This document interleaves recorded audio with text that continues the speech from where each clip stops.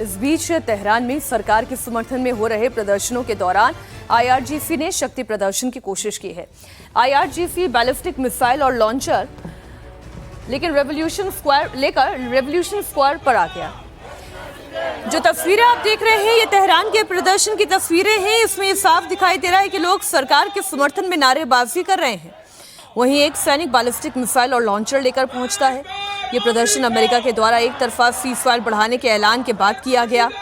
माना जा रहा है कि ये गदर मिसाइल है और उसका लॉन्चर है।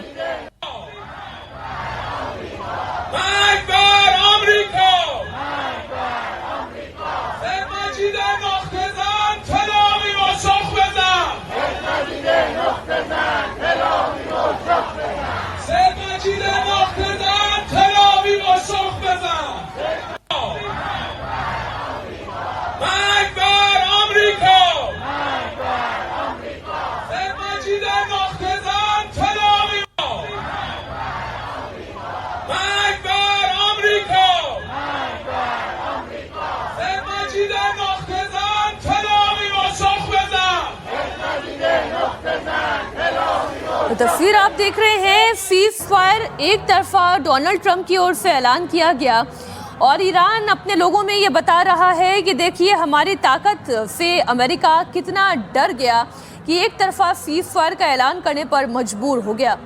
ये मिसाइल जो इस वक्त आप देख रहे हैं क्लस्टर बम वाले वॉर हेड से लैस है। इस तरीके का प्रदर्शन जब इतनी बड़ी संख्या में आम पब्लिक मौजूद हो तो उनका मनोबल बढ़ाने के लिए जाहिर है IRGC ईरान कर रहा है। तेहरान की ये तस्वीरें एक बार फिर आप देखें। इस स्क्वायर पर कितनी बड़ी संख्या में ईरानी नागरिक एकत्रित हुए हैं।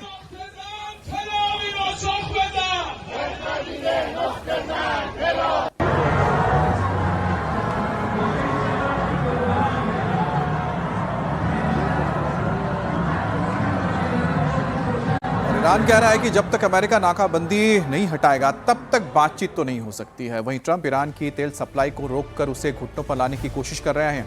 बड़ी खबर है कि अमेरिका ने ईरान के एक और ऑयल टैंकर पर कब्जा कर लिया है। इस ईरानी टैंकर का नाम टिफानी है, जो खार्ग आइलैंड से लोड हुआ था और चीन जा रहा था। जहाज पर करीब 20 लाख बैरल ईरानी कच्चा तेल था, जिसे अमेरिका की फौज ने सीज कर लिया है। अमेरिकी नेवी ने यह ऑपरेशन हिंद महासागर में श्रीलंका के पास किया है।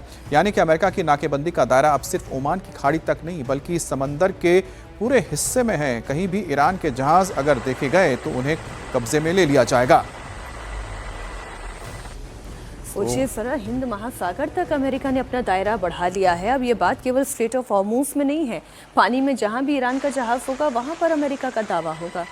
और बड़ी बात है कि इसे श्रीलंका के करीब कब्जे में लिया गया। ये वही जगह है जहां पर ईरान के एक जंगी जहाज को अमेरिका के पनडुब्बी ने मार डुबोया था, यानी कि उसे ध्वस्त कर दिया था और इसको लेकर कड़ी निंदा भी की गई थी।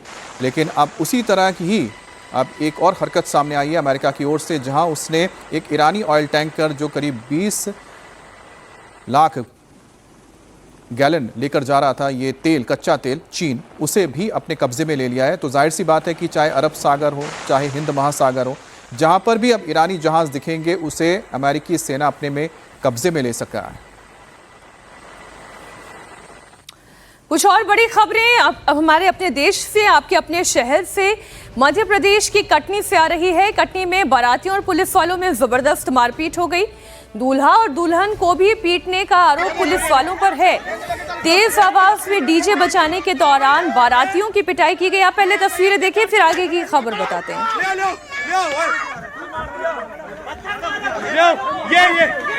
ये देखो, ये अत्याचार कर रहे हैं। तुम लोग अत्याचार कर रहे हो ना। रुक जाओ, तुझसे बल का है ना, तुझसे बल का है, रुक जाओ। पकड़ो पकड़ो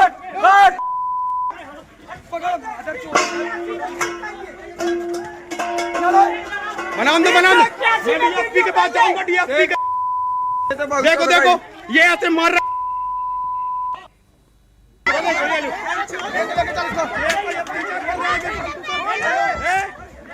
ये ऐसा ही अत्याचार कर रहा है। पकड़ो, ले लो। मारपीट का ये वीडियो वायरल हुआ तो पुलिस कप्तान ने एक्शन लिया। 2 पुलिस वालों को लाइन अटैच कर दिया गया।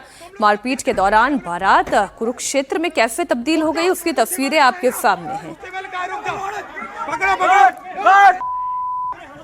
एक बारात जा रही थी जिसमें कुछ लोगों के द्वारा शराब पीकर जो है डीजे पे डांस किया जा रहा था। उसी दौरान पड़ोस के कुछ व्यक्तियों के द्वारा जो है तेज डीजे बजाने को लेकर मना किया गया, जिसमें कुछ बारातियों के द्वारा उनके साथ मारपीट की गई और उन्होंने पुलिस को सूचना दिया। पुलिस जब मौके पर पहुंचती है तो कुछ बारातियों के द्वारा जो है पुलिस के ऊपर भी पत्थरबाजी की जाती है और इसी तारतम्य में जो है पुलिस ने दोनों पक्षों को समझाया और साथ ही साथ जो है एक वीडियो इसमें वायरल हुआ है जिसमें कुछ पुलिसकर्मी जो है बारातियों के साथ मारपीट करते हुए नजर आ रहे हैं। प्रथम दृष्टया इसमें जो सब इंस्पेक्टर एक सौरभ सोनी है और सिद्धार्थ राय हैं, इन दोनों को माननीय पुलिस अधीक्षक महोदय द्वारा जो है लाइन अटैच किया गया है। हमारे सहयोगी अनुराग अमिताभ इस खबर पर जुड़ गए हैं। अनुराग, पहले तो ये बात बताएं, बारातियों ने ऐसा क्या कर दिया था कि पुलिस ने उन्हें पीटा, या पहले बारातियों ने कुछ ऐसा किया जिसकी वजह से पुलिस ने उनके ऊपर हाथ उठाया?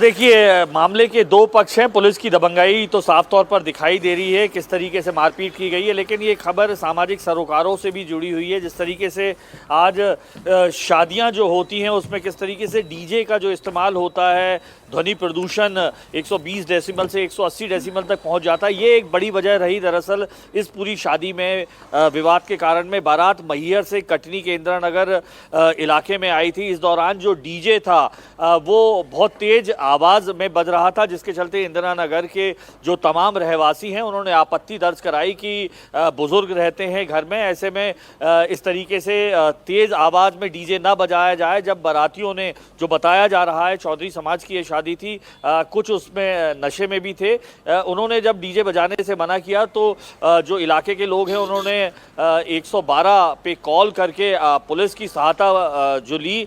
पुलिस इस दौरान जब आई तो तस्वीरों में हम देख सकते हैं डीजे बजाने को लेकर फिर से एक बार बातचीत हुई, कहासुनी हुई दोनों पक्षों के बीच में, और जो तस्वीरें निकलकर सामने आई वो निश्चित तौर पर बेहद शर्मनाक करने वाले रहीं।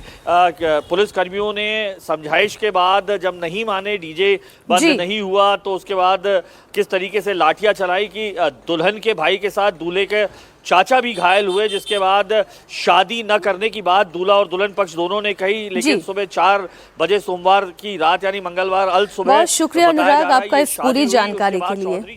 जी।